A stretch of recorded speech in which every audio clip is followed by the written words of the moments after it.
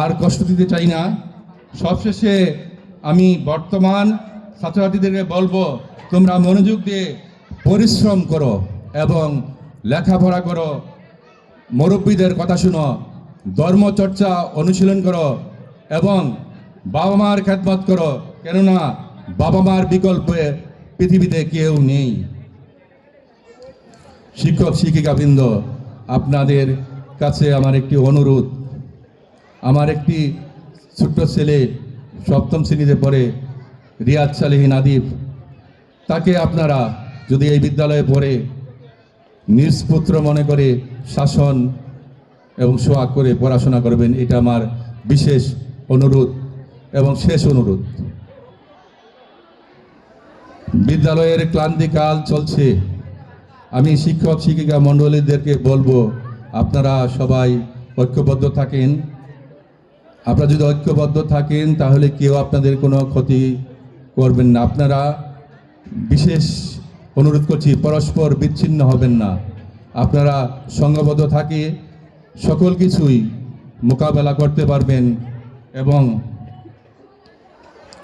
অগ্রসর হতে পারবেন। চলার পথে আমি অনেক শিক্ষক শিক্ষিকা মণ্ডলীকে অনেক সময় কথা দ্বারা অনেক কষ্ট দিয়েছি, অনেককে অনেক বেদনা দিয়েছি। আজ দুঃখ ভারাক্রান্ত হৃদয়ে আজ বিদ্যালয় থেকে চলে যাচ্ছি।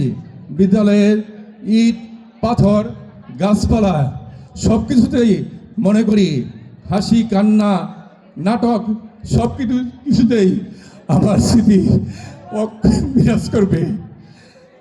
আমি শিক্ষক শিক্ষিকা মণ্ডলীর কাছে অনুরোধ করি, যদি কাউকে কোনো সময় বা ছাত্রছাত্রী অভিভাবকবৃন্দ আমি যদি কাউকে কোনো বেদনার কারণ বা বেদনা দিয়ে থাকি, আপনি মানুষ পাত্রই ভুল করে, আমিও একজন মানুষ, ভুলে ভ্রান্তিতে এই মানুষের জীবন, আর আমাকে মাফ করবেন। আমি আপনাদের কাছে ক্ষমা চাই। আমি যেন অনেক টাকা নিয়ে বাঁচতে চাই না, আমি শুধু সুস্থ জীবন নিয়ে সুস্থভাবে বাঁচতে চাই।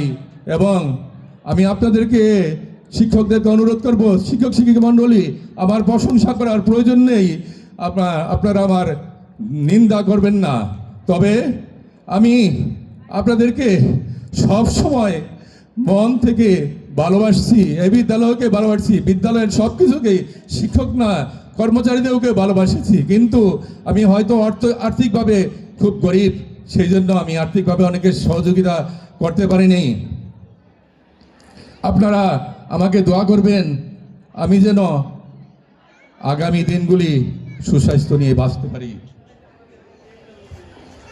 আল্লাহ আপনাদের মঙ্গল করুক, আল্লাহ সকলের মঙ্গল করুক এবং সুখে শান্তিতে জানি বসবাস করতে পারি, এই আমার প্রত্যাশা। এবং প্রাক্তন ছাত্রছাত্রীবৃন্দ, তোমরা যারা এই অনুষ্ঠান আয়োজন করছো, বিশেষ করে আমাদের গর্ব জনাব হায়দার আলী, ডক্টরেট হায়দার আলী, তোমাকে আমি অনুরোধ করব যে তুমি সব কিছুর লেখাপড়ায় ছিলে অগ্রগামী। সুমন, মাহবুব রাজ্জাক, তোমরা লেখাপড়ায় ছিল অগ্রগামী এবং সামাজিক কর্মকাণ্ডেও অগ্রগামী। আমি দেখছি তুমি অনেক ছেলেমেয়েদেরকে জ্ঞানের আলো বিতরণ করার জন্য আর্থিকভাবে সহযোগিতা করো। তুমি এই যে বিদায় অনুষ্ঠানে শুভ সূচনা করেছো, পরবর্তীতে যারা বিদায় নেবে, যদি তুমি জীবিত থাকো বা তোমাদের বেশ বা অন্য পাত্র ছাত্রছাত্রী যারা আছে, তাদের কাছে আমি অনুরোধ করব, এই শুভ সূচনা যেন তোমরা বজায় রাখতে পারো। নবাগত শিক্ষকদের প্রতি অনুরোধ, আপনারা আমাকে মাফ করে দিবেন, হয়তো আমি আপনাদেরকে সময় দিতে পারিনি।